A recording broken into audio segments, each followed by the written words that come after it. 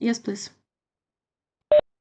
So, dear colleagues and friends, good morning to all Ukrainian speakers, participants. Good afternoon to our counterparts, colleagues, friends from Asian states. On behalf of the Europe Center, I warmly welcome you to today's important discussion. And let me begin by expressing our sincere gratitude to the International Renaissance Foundation, whose support made this event possible. Special thanks go to our partners at the Prospect Foundation in Taiwan. I would also like to thank Natalia Butyrska, New Europe's Associate Senior Analyst, for her coordination in preparing this event.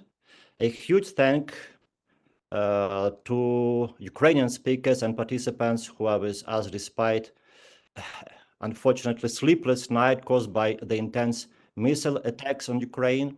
As we see, Russia continues to terrorize Ukraine, Ukrainian population, and the entire world. These days, global attention is once again focused on Ukraine. In times of fragile hopes for peace, every word from key international players carries even greater weight.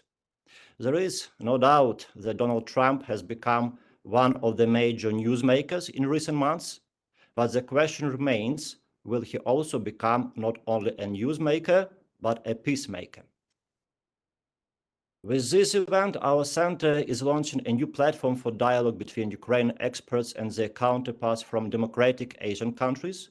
This is the first in a series of discussions designed not only to share Ukraine's perspective, but also to learn from yours, your observations, your insights, and your advice. Russia's war against Ukraine has always had a global dimension. It is not just an attack on our country, it is an attack on the fragile international rules-based order and democratic values. This war also exposed how dictatorships unite their efforts to dismantle democracies. So what kind of peace does Donald Trump seek to bring? Will it be a false peace that inspires dictatorships to start new wars, or a peace that restores faith in justice and strengthens global security? At the end of last year, our center commissioned a public opinion poll which revealed a surprisingly high level of trust in Donald Trump among Ukrainians, 44%. This was significantly higher than in many other European countries. And one possible reason was the sincere hope that he would end this brutal war. Ukrainians believed in this, as we suggest, and that he would indeed become a peacemaker. But today, more and more Ukrainians are beginning to worry, could someone who promised to be a peacemaker turn into a troublemaker? So I wish all participants a thought-provoking and productive discussion. I would also like to inform all participants that this event is being recorded and the video will be made available later across all platforms of the New Europe Center. And now it is my pleasure to introduce today's moderator, Nora Huang, Director of International Affairs at the Prospect Foundation. Thank you very much, Nora, for your partnership, and the floor is yours.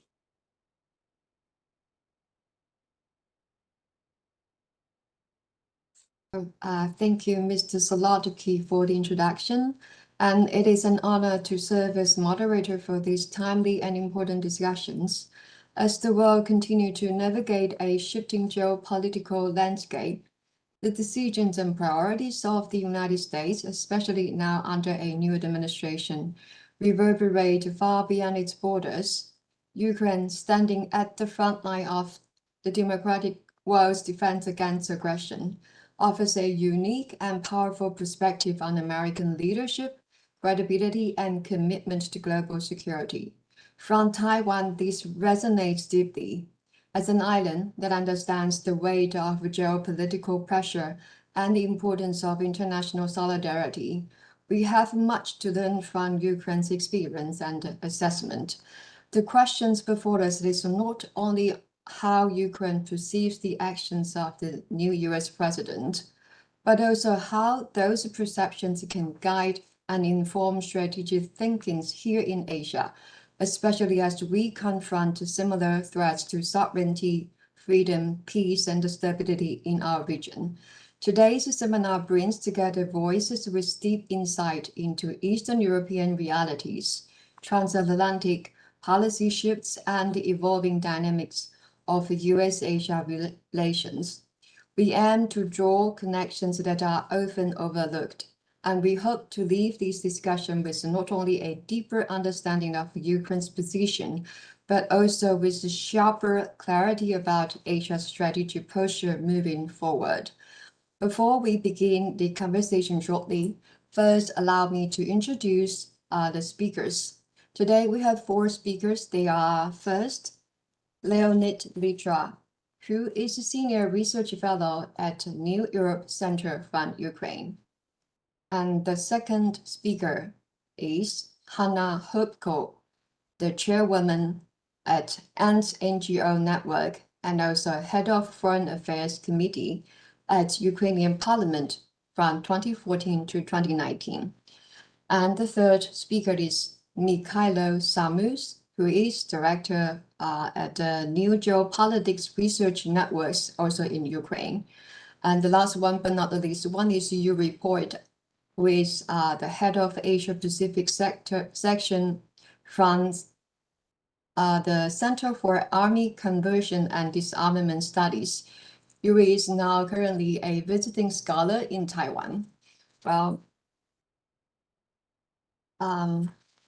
it is great to have the 4 speakers with us. And in advance, I know we have assigned questions for the speakers. So in the proceedings that we will ask them to share their insights on the specific questions posed to them. And then after that, I will open the floor for questions from our online audience. And today we have people, I believe we're supposed to have people from Europe and Asia joining us online. And so I believe we can find you can all find the chat box on the bottom right of the screen. And please type your questions in the chat box and I will read and divert it to the speakers in the Q&A session. Now, so we'll start with Leo. The pre-positioned question for Leo is, do you think Trump can achieve an end to Russian aggression against Ukraine? And how does the US domestic politics shape Trump's approach to the war in Ukraine? And in addition, I know this pre-planned questions specifically asked about domestic politics in the US, but also I wanted to also ask you to comment on the idea of a strategy of a reversed Kissinger or reversed Nixon. That is a approach towards great power competition. Please, Leo. Thank you, Director Huang. Thank you for all the participants and the interest on our discussion. I would like maybe to start by answering your first question.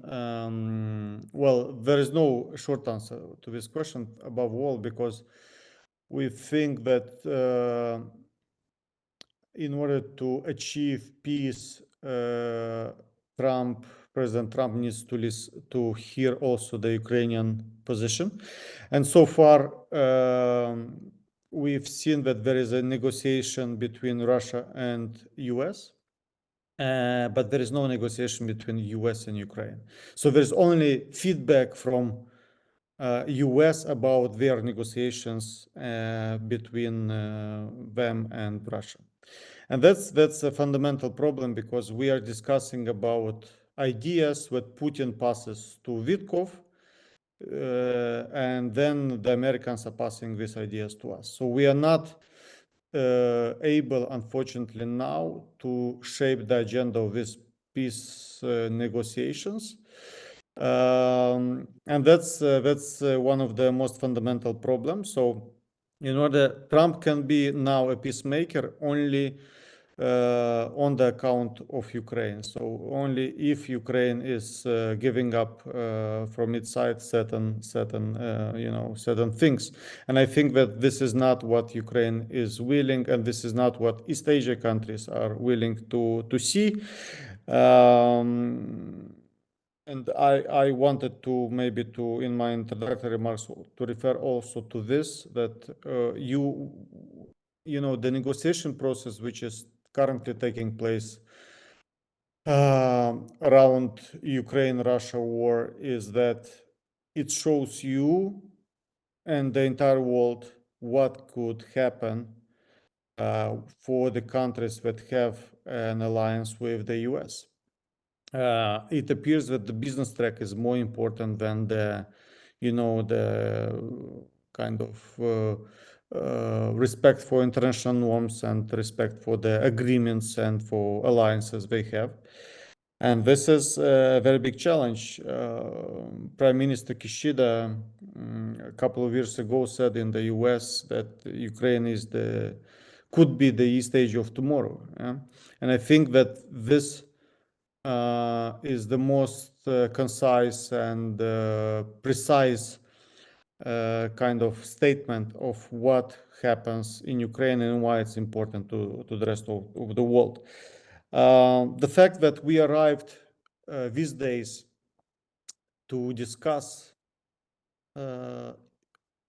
things which were unimaginable a couple of months ago, when the US is kind of suggesting Ukraine to accept the recognition of Crimea.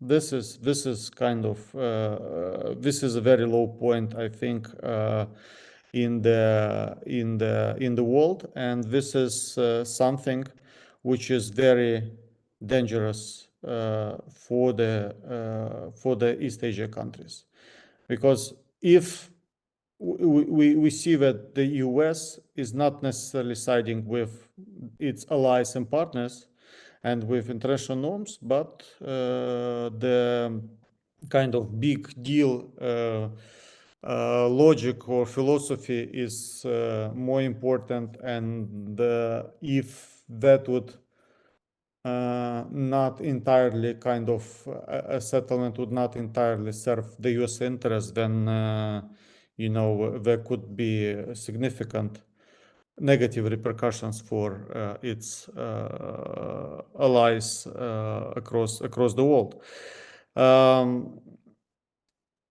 I think that the conclusion, and I'll stop here and not to speak too long, but I think that the conclusion of today's developments, and I think that most of the countries are I mean, Europe is already making these conclusions. East Asia countries are maybe lagging behind, but also making this conclusion is that they need to reduce the reliance on the US and increase the reliance on themselves. Basically, this is the biggest conclusion.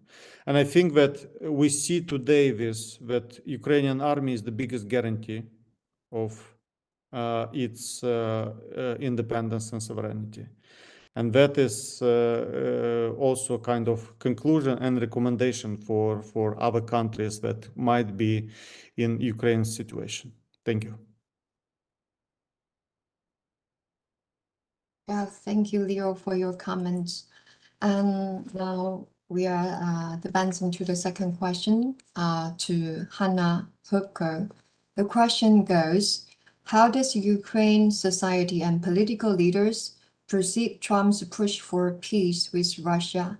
And I think we all recall Trump once casted questions on the legitimacy of Zelensky's presidency. So can you tell us whether there's cleavages in the Ukrainian society over a peace deal with Russia? Please, Hannah. Thank you, Nora. Thank you, the New Europe Center, for inviting me and organizing this important briefings event, because what is at stake in Ukraine, it matters for countries, nations in Indo-Pacific region, and I would say globally. 11 years ago, when Russia invaded Ukraine, it was Russia alone. Now we see a Sino-Russian alliance, which is institutionalized its cooperation, against Ukraine, against Western partners, and against democracies. So this is why for us Ukrainians, we understand the importance, geopolitical importance of Ukraine defeating Russia, and I would add Russian imperialism, Chinese expansionism, and now new American, a kind of neo-colonialism.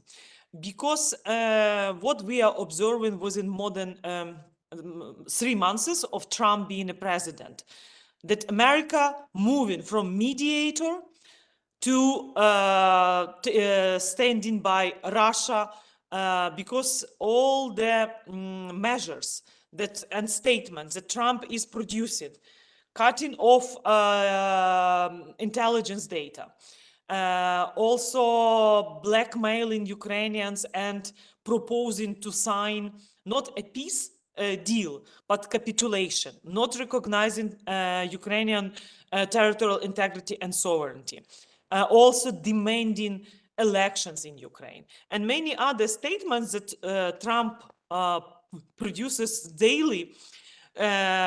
So they just confirm that big reset is happening, and the deal between US and Russia is also a part of the bigger agreement, bigger pact, and it demands from Ukraine better communication, not just about how Russia is violating ceasefire, which they never respected and never sign up.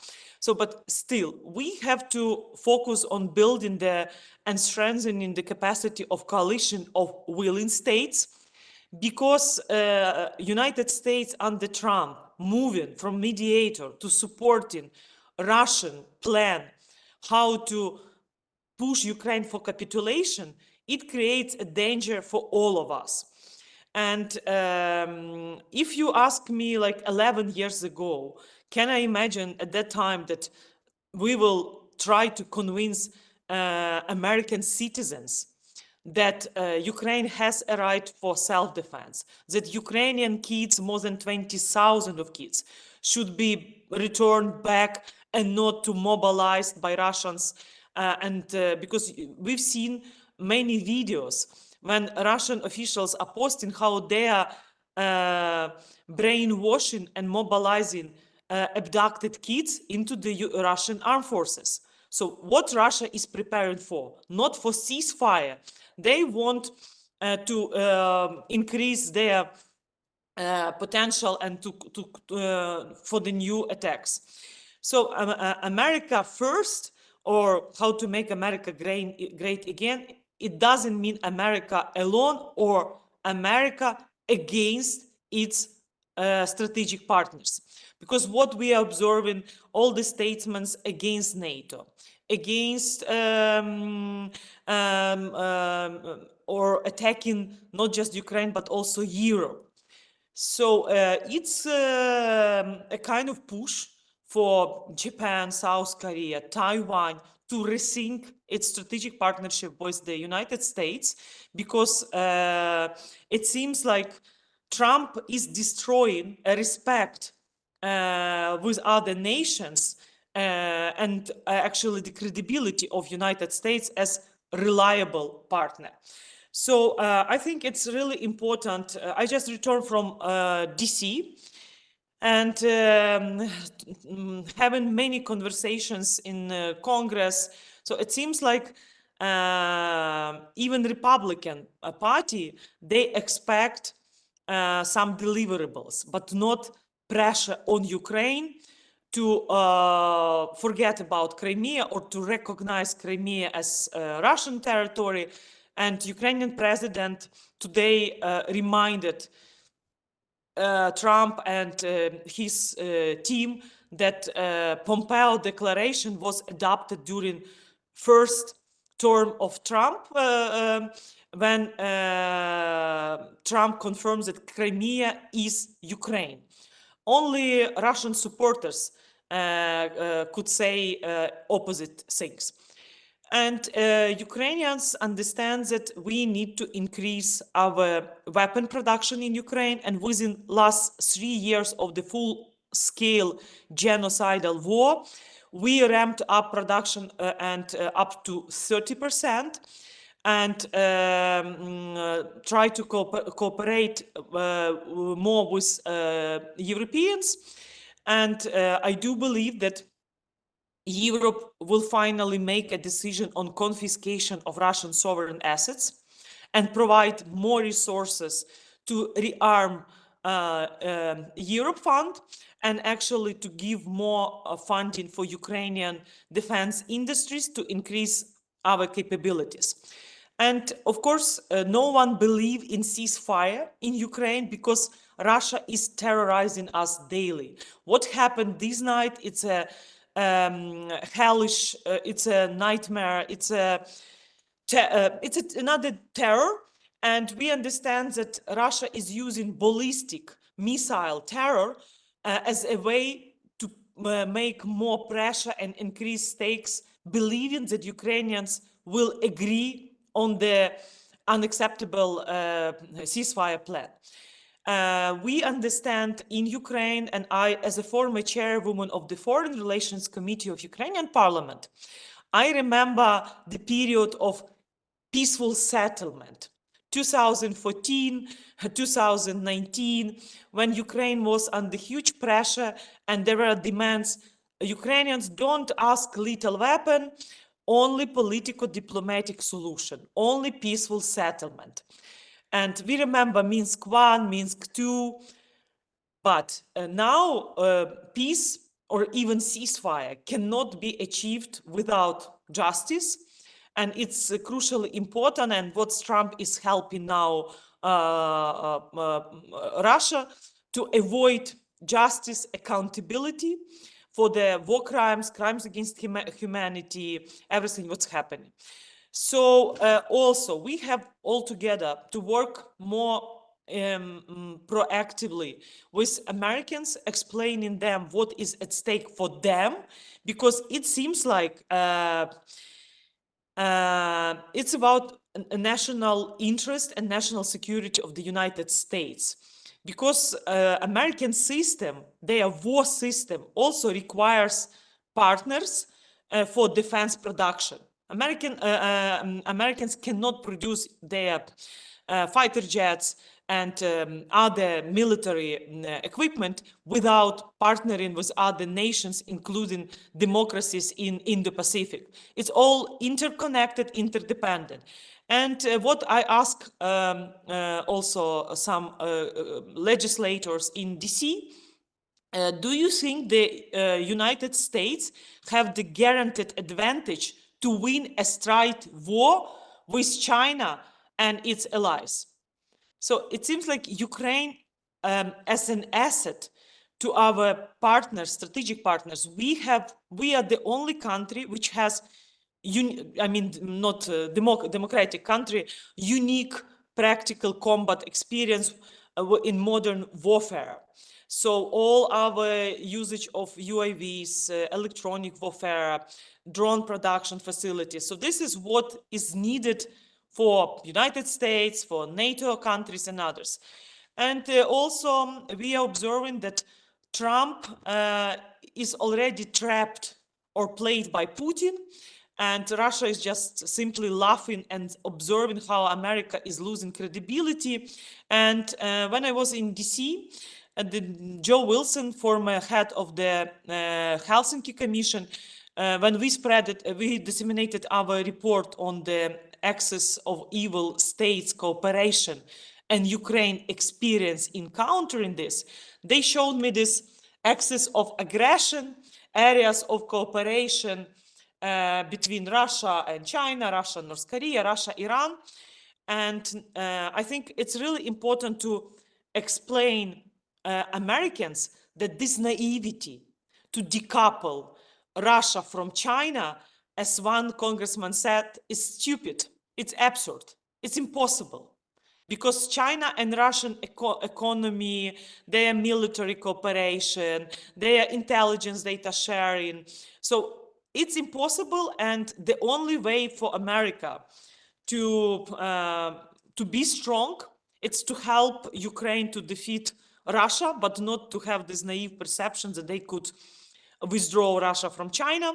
Yes, and what Trump is doing now, it's against what America stands for. So he is making America weak, giving leadership away, and all our partners, especially the idea of Ukraine to build this coalition of willing, coalition of resolute states, we have to be prepared for different scenarios, including worst case scenario. And this is what we are doing in Ukraine. We will not surrender. We will increase production of drones, and because we don't buy all this peace settlement, which means capitulation without any security guarantees, without any mechanism of justice, accountability, without any compensations. And also regarding Crimea, Crimea is not just about Ukraine. Crimea, it's about US strategic interest in the Black Sea. So instead of helping us to demilitarize Russian presence, we are observing how people from Trump administration thinking also that we gonna give up Crimea, which will create and make the world even more vulnerable. And New Yalta will be the result of such steps. But we will not, and our president made his position very clear. So I'll stop here, because it seems like America strong because of strong partnership, alliances, and different organizations. So, but now I think it's a time to tell the truth and actually try to convince American society, working through the public opinion, and also strengthen the capacity of the coalition of willing states, because for us, at stake is not just our future, it's, I think, the future of all of us.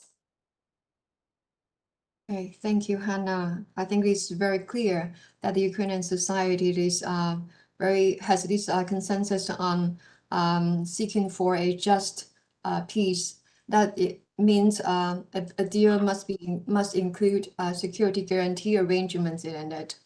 Okay, the next question is for Mikhailo Samus. Hey, hello, I'm here. Hi. The question is, what are the risks for Ukraine if the US begins pressuring Kyiv to enter negotiations with Moscow, and how it would have impact on the battlefield in the meantime? Please, Mikhail. Yeah, thank you very much. Thank you very much for inviting me here and having me here on this. I think that very important event to discuss what is going on now, and what could be the forecast for next steps for all of countries, which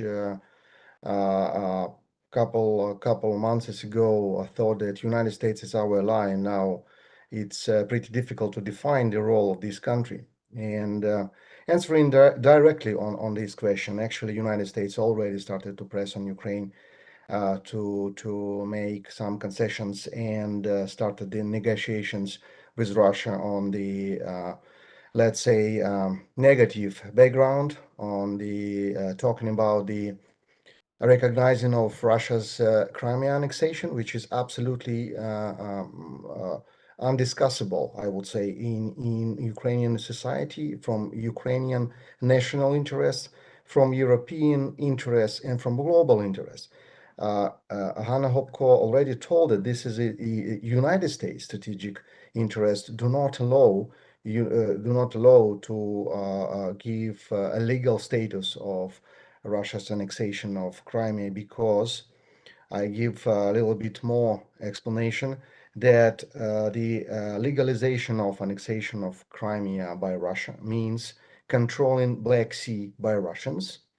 Immediately, It will be a total control of the different regions by Russia, including Caucasus, projection forces to Caspian region and Central Asia, projection forces to Middle East and Balkans. I'm not talking about the Ukraine and Southeastern Europe. And what is very important, I think, from United States point of view, that immediately China will participate in developing on some business, but not only business projects in Black Sea, including projection the One Way, One Belt project from China through Kazakhstan, Central Asia, Caspian Sea, Caucasus region, Black Sea, and controlling the ports in Georgia, in Crimea, and actually getting control together with Russia on the Black Sea. I cannot understand what is the interest here for United States, for NATO, for European Union, but it looks like when the officials, not only Trump, but the U.S. officials explaining that it's only issue the Crimea, it's only issue on the peace negotiations, so peace deal between Ukraine and Russia. It's not true. The Crimea, it's a key element of the huge region, and including the different regions on our part of the world. And if United States cannot understand it, it's a very for all of us. Talking about the position of United States, yesterday not only Trump but Mark Rubio and actually Minister of Defense, the DoD of United States, Hexet told that United States is not going to be a leader in NATO anymore. This is a unbelievable signal from United States, from Washington. But in the same time, this is confirming Ukrainian estimations and propositions to our European partners. Actually, to start to build strategic autonomous European security and defense systems, actually including the NATO infrastructure, but on the European leadership. This is very important because even we look now at the European attempts to create more financing and budgeting for European defense industry projects. I'm sure it's not enough. Even we have the great decisions by Euro Commission to give 800 billion euros for 4 years for investing to European defense industry. I'm sure it's not enough because without creating the military commands, I mean the joint military command on strategic level for European Union or wider Europe, because, for example, we need to include to this security and defense system UK, Norway, Ukraine, maybe Turkey, but this is another discussion. But anyway, it could be a wider Europe security defense system, which need to have the strategic level of commands, strategic level of let's say, kind of European Ministry of Defense, which will procure they have a joint procurement programs for the joint European defense and security. Otherwise, even we have 800 billion euro for next 4 years, it will be just sharing this pretty good money among European Union members, and it will be not kind of building of joint European capabilities. This is a problem, and Ukraine now, Ukrainian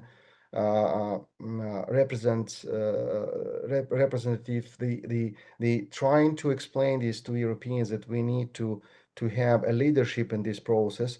Do not expect United States will continue to be a leader to protect us, because now it's absolutely it's reality. It doesn't work anymore. United States is out of the process. It will be very interesting to see what happen on next NATO summit this summer what United States will say to European members and European allies, how they will build a new relationship on the background of Ukrainian continuation of Ukrainian-Russian war. And this is really a disaster for Euro-Atlantic system. Maybe it's possible. Maybe it's possible. Yeah, Hannah Hopko told that it's naive policy. I'm not sure it's naive. I think Americans should understand what they're doing now. Unfortunately, I think they're destroying what democratic world built since 1945. And this is disaster. This is disaster. We need to say it absolutely openly, and we need to build together for all of our partners in Europe, in Asia, in all of parts of the world, our new system to protect our democratic values against this axis of evil. And sometimes it looks like United States already participate in this axis of evil. Unfortunately, last event, we had the topic of horses of apocalypse, and I remember that we told that time that very difficult to define who is this horses of apocalypse now. China, Iran, Russia, or maybe United States, who destroying the world order we had when the democratic values were the orienteer of our activities. Now it looks like when we listen to Trump and his administration, it looks like they forgot about democratic values. They thinking only about money, only about trillions of dollars. They thinking about tariffs, creating another waves of destructions in world economy without any forecast what actually happens and what the consequences will be for allies, for friends, for enemies. Unfortunately, now we have this situation, and the main conclusion from me that from my point of view that we need to be together. I mean that all of countries, all of nations which think that democratic values they still is the orienteer for us. That we have this the basic understanding of the moral and all of our activities for our societies. It's impossible to make a deal with war criminals and killers, and after this, trying to build a good future for our children. I think. Thank you very much, and I'm ready to answer any other questions. Thank you. Okay, thank you, Mikhail. I think you pointed out it right that a risk for US to pressure Ukraine into a negotiation with Russia is actually also risks for Europe and NATO too. And here comes the last question that is pre-positioned. This question goes to Yuri. And why would a forced peace for Ukraine have negative consequences for the entire world and Asia in particular? Why would a compromise with an aggressor in Ukraine set a dangerous procedure for Taiwan? Yuri, please. Very much, Nora. Hello, everyone. This is a great pleasure to take part in this discussion and to share my personal observations that I have here being in Taiwan, and also with communication with colleagues in Japan, Korea, and other Asian countries. So first of all, I want to stress that if there is anything happens, if any conflict happens around Taiwan, it's not only Taiwanese issue, because it will have a huge consequences all over the world. And Admiral Paparo, the United States commander of Indo-Pacific forces, just had a very good presentation from my point of view in Congress, and he stated that any conflict around Taiwan will collapse the world GDP and will reduce the GDP of Asian countries up to 25%. It will actually collapse the network of United States allies, and China will be dominated in the region and then gradually could dominate all over the world. This is the first point. The second point is that I want to go back a little bit to the definition of so-called false peace. And my colleagues already shared their ideas and gave some pieces of some elements of this so-called false peace. And I want to structure it a little bit. So first of all, that one of the elements of this false peace is that this peace will be unstable. It means that ceasefire will be violated by Russia all the time. Secondly, there won't be any deterrence system. There won't be any security guarantee to Ukraine. It means that there won't be any leverage towards Russia to reduce their defense capacity, offensive capability, and not to invade Ukraine or even Europe again.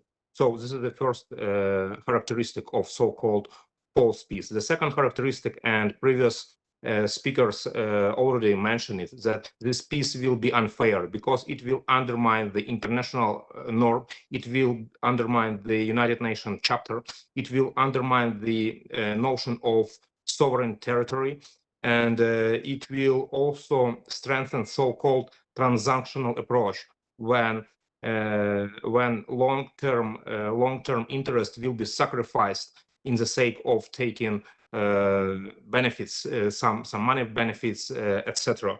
And also we are observing the tendency of replacing truth with lies. So changing the narratives and then shifting responsibility from Russia to Ukraine that we now observing in the information domain, especially on the very highest level of United States leadership. So it also another characteristic of so-called unfair peace.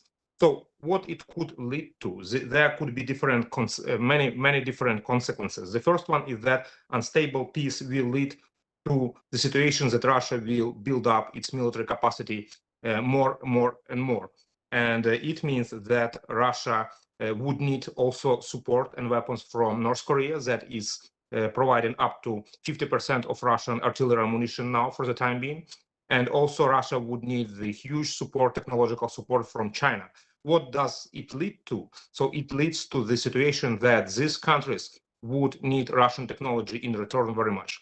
And as I mentioned, the Admiral Paparo mentioned that North Korea now is trying to obtain from Russia, and perhaps in some domains successfully, the technology in space launch vehicles, then military satellites, then so-called one-way attack drones, drone kamikaze, and then missile technology, then advanced submarine technology, and others. And now Russia is sharing lessons and sharing technology with China when it comes to the modern, first of all, modern warfare, and secondly, submarine quieting, submarine technology to make Chinese submarine much more effective and much more dangerous and much more deadly in the region. So the first consequences is that if peace is not stable, if peace is so-called false peace, it means that Russia will continue share its technology with other countries, military technology. The second set of consequences concern another element. So first of all, it will influence the Chinese decision-making process. So China would believe that United States is not trustworthy partner to its allies. That United States is changing its policy very much. United States is abandoning and dropping its partner, and United States is not going to protect its partner. So this perception in Chinese leadership would increase very much, and we all know this so-called notion of China that West is declining and East is rising. It means that the weakness of the United States and the situation in Ukraine that we are now observing would only strengthen the Chinese idea on this matter, and it could also undermine the deterrence of China. So Chinese leadership is will be willing much more to use power, and we will see. And I think that Nora could also confirm that we will see the unprecedented Chinese threats towards Taiwan in terms of so-called gray zone activity. What China is working on is on unprecedented increase and military buildups of its capacity. And in many domains, China already is higher than United States in the region. And last but not least, that what consequences could be is the undermining of the United States credibility in their allies. And now in Taiwan, there are a lot of discussion about whether or not the United States will be credible partner, whether or not the United States would help Taiwan if China invades Taiwan. And the same discussion are going on also in Japan, in Korea, etc. And it could also lead to the undermining of morale of these countries as well. I will stop here and I will be happy to answer any question. Thank you. Thank you. Thank you for all the four speakers for sharing their insights with us. And now we are entering into the Q&A section. I see we have roughly 10 to 13 minutes left. And I also see that we have a couple questions that is being raised from the audiences. But before reading into the questions from the audiences, I actually also have a couple questions that I wanted to request their insights from the speakers first. My questions is, it's actually goes overall to the speakers. So if you wanted to respond these questions, it'll all be welcomed. The question is that we've heard that the US stated that it may withdraw from the negotiation processes if the parties, that is the Russia and the Ukraine, shows no willingness to cooperate. And I'm wondering what would this mean for Ukraine? And the second part of this question is connected to this first part, is that if the US withdraw from this mediating process, do you think that it'll have impact on the battlefield in Ukraine? And can European countries compensate for a possible drop in US support for Ukraine? Okay, I already see Mihail wanted to answer this question, and then Leo. Mihail, please. Yeah, thank you very much for the question. All of these questions, they are joint, and actually, of course, the United States is the one of the main partner since Russia attacked Ukraine in full scale in 2022. United States played the significant role in supporting Ukrainian, not only internationally, but of course in the concrete military aid. And the really consequences could be pretty, let's say, strong. But in the same time, again, if you're talking about the concrete military consequences, we had the test on this when Trump stopped or postponed the support for Ukrainian forces for 1 week. Remember then, after the conflict in White House between Zelensky and Trump, and that time we understood that we have problems with some services like intelligence information. First of all, second, the services for our F-16 was immediate effect on our electronic warfare self-defense system for F-16s. And of course, we could have in the short term the impact on our services for armor vehicles from United States, for artillery systems, of course, some gaps in ammunition supply. But in the middle term, I'm sure that Ukrainian defense industry and European defense industry, together with other allies and partners, they fill the gaps, and I'm not sure that United States playing now a crucial or critical role in supporting Ukraine from the military point of view.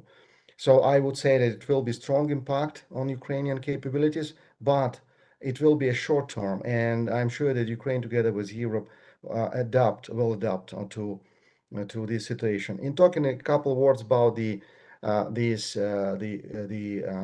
threaten on quit from the mediating or from the peace negotiations process. I think that this is a classical business tactics when one of the side trying to have emotional control of the situation and emotional pressure on another side during the deal preparation. And in business environment, it's pretty good. I mean, and pretty normal to have a historical a show when the broke the draft of the contract and getting I will get out from the process. I don't care about this contract anymore.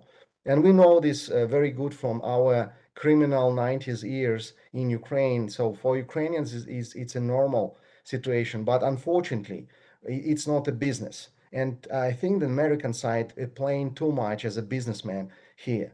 This is a absolutely different responsibility if you're trying to make a deal on some business project and trying to be a moderator, okay, or maybe mediator in peace negotiations between aggressor and Ukraine as an object of this aggression. So I think that it's absolutely non-effective. Ukraine understand this, and Ukraine will continue try to keep United States, and I am sure that United States will continue to participate in these negotiations uh, at least before 100 days of Trump administration, because from my point of view, on the 100 days, Trump needs to present something to society. Still, to be honest, Trump administration doesn't have any success on any directions in economy, in international security, in connection to tariff war with China, etc. No success. And the simplest way to have a ceasefire. So it's very easy to ask his friend Putin to cease fire for 100 for these 100 day of this administration. And of course, it's not a stop of war, but at least it could be some results because Trump needed. Thank you. Thank you, Mikhail. Now, Leo. Thank you. That's a very good question, I think, and this is one of the most topical question, I guess, these days. Mikhail already mentioned about the sharing of data and intelligence. It's something which we Ukrainians need very much. And I think that Europe can compensate in part for missing US support on this field. The problem which is more difficult is the air defense part, which, Europe is very reliant on the US capabilities in this respect. And I think this is a more midterm kind of possibility for European countries to replace the US. The question is, I think, incomplete when we say about US withdrawing from the negotiations. Do they withdraw but still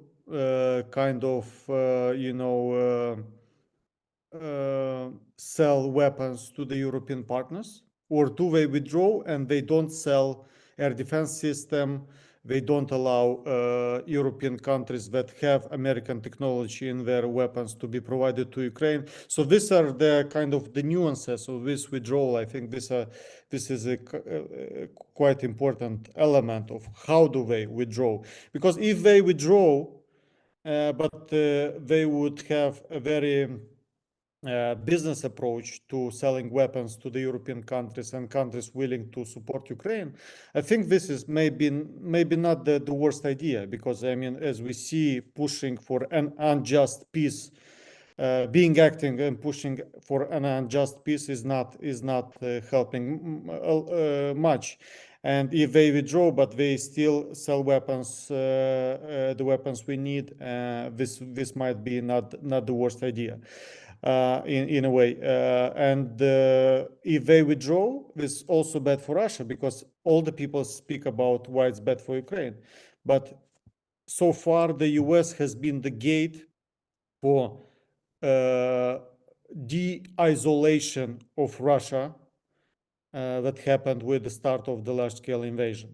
And if the US withdraws, I guess that the de-isolation will stop.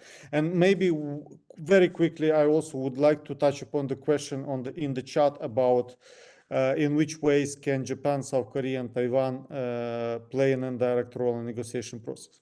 The only way for all the countries now to play an indirect role is to help Ukraine withstand.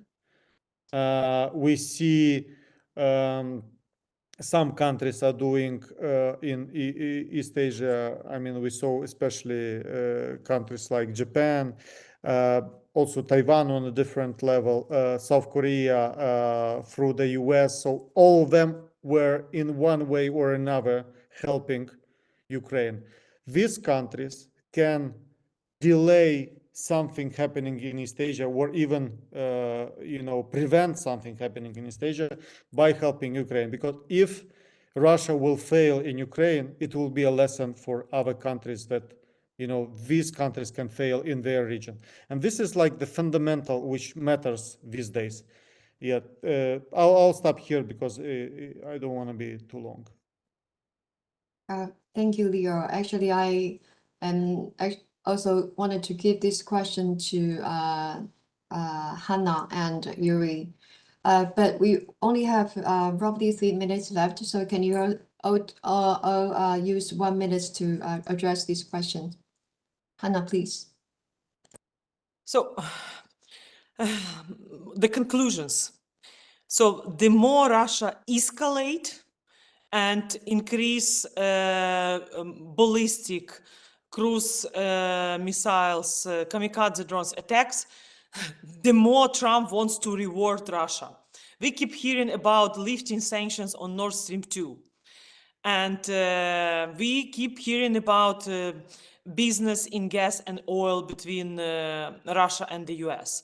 So I think this is the lesson that you should learn, that to make deal means to make business and return to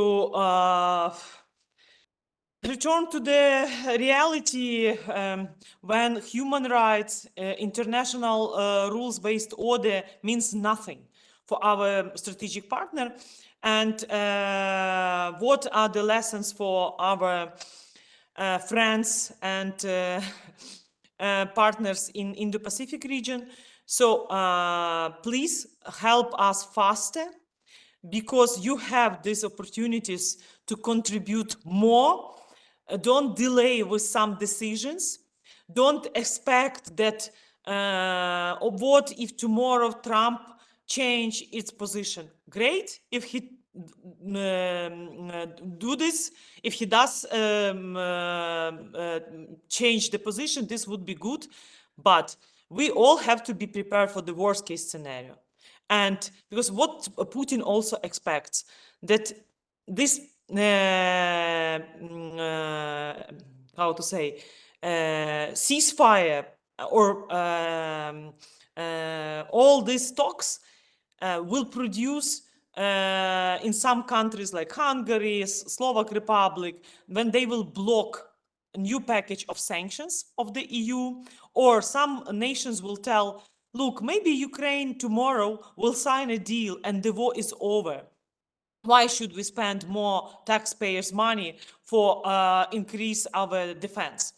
And also, we are observing Russian propaganda, honestly, and before the May 9, when Russia also, and why they are all hurry up with this making pressure on us, because they want to celebrate another victory. Russia privatized the victory over Nazi in the World War II, and now they also try to be positioned like they are peacemaker, not an aggressor state, not a terrorist country. So this is really important to understand. And what would I add? So the more we prepared, the better we could negotiate. And actually, I believe in only power. It's de-imperialization. This is why we have to keep developing our contacts with the representatives of national minorities, indigenous people, and the more drones Ukraine have to respond, the stronger position we have. And we will not, as I will want to emphasize, we will not surrender, because all our Ukrainians, which were released after captivity, we understand what occupation means. And the only way for us to negotiate is to defeat Russia. Thank you. Yuri, the question is how Japan, South Korea, and Taiwan can play an indirect role in the negotiation process, and also maybe adding a couple words as you're concluding, please. Thank you very much. I think that I will briefly touch upon with some dimensions that Ukraine could cooperate also with Asian countries. And I want to stress that Ukraine is not only asking for support from other countries, for partners, from Asian countries as well, but Ukraine is ready to contribute to their defense as well. Ukraine is ready to contribute and to help improve their military capacity as well. So we see that after 3 years, more than 3 years of full-scale invasion, Ukraine has a huge expertise and a huge experience in modern warfare, so-called modern warfare, and also on integration the modern warfare elements to the so-called classic traditional warfare. It includes drones, different types. It includes also jamming system, anti-drone system, and maritime drones. So Ukraine is ready to help other countries, to help Asian countries to improve their technology and improve their armed forces in this dimension. And we observe now that People Liberation of Army is very actively learning lessons from Russian-Ukraine war. And from my own observation, I see how much PLA is not only analyzing the situation on the Ukrainian battlefield, but also the integrating new drones technology, new communication warfare technology into its own People Liberation Army units. And it seems that the amount, the scale of the work they do is unprecedented. So I believe that Asian countries also should take lessons from Russian-Ukraine war and also learn this model technology capacity. And last but not least, just about 1 week ago, it was captured to Chinese citizen in Russian army, and there are some indicators that not only they are participated in Russian-Ukraine war on the Russian side, but also there could be some active officers and active soldiers from Chinese PLA in Russian armed forces. So they actively trying to understand and look into the modern warfare process. So my point here that Ukraine could help its partners in return in those gaps that Ukraine has advantages. Thank you very much. Thank you. And since we give Yuri and Hannah the opportunity to give their concluding comments, though, I also wanted to have Leo and Michal to have a few seconds to give their concluding comments. Well, I mean, because we don't have time, my conclusion is very short. The message to all the countries across the world, well, to most of the countries across the world, is that don't think that this is not going to have repercussions on you. This is the main message, and better to act now to support Ukraine, because you're not supporting only Ukraine as such, but you're supporting the future system of normal kind of rule-based relations. Thank you. Thank you, Leo and Michal. Thank you very much, and I will take opportunities to answer the one of the question on the chat. And the question is that is it better for European and Asian democracies to get Trump and the US back toward long-lasting alliance, or try to develop cooperation between themselves. I think that our solution should be, of course, the comprehensive, but for time being, it's better to trying to develop cooperation between us, the democracies, and of course, the trying to keep United States together with our alliances. But at the same time, I am very pessimistic and skeptical that United States in next 3-4 years will be ready to be together with us. So we should actually to build a new alliance. For example, in Europe, it's obviously we need to build our joint European defense autonomous from United States, and I hope this is our future. Thank you. Thank you. And I wanted to extend my big thanks to the speakers for sharing their insightful analysis today. I think the developments on and over Ukraine soil in the past 3 years and more have brought up front the essential challenges facing societies that wish to preserve their liberal and democratic way of life and to maintain a just peace. I think numerous lessons that have been identified. And among them, I think 3 items stands out still, which it includes build up self-defense capacity and establish a network of arsenal for democracy and to consolidate collective deterrence diplomatically and militarily. This has actually always been the plan A and plan B. And with that, I wrap up today's discussion. Thank you all for joining. Thank you. Thank you for moderation. Thank you. very Thank you. much. Thank you. God bless all of you. Thank you, Nora. Thank you, colleagues.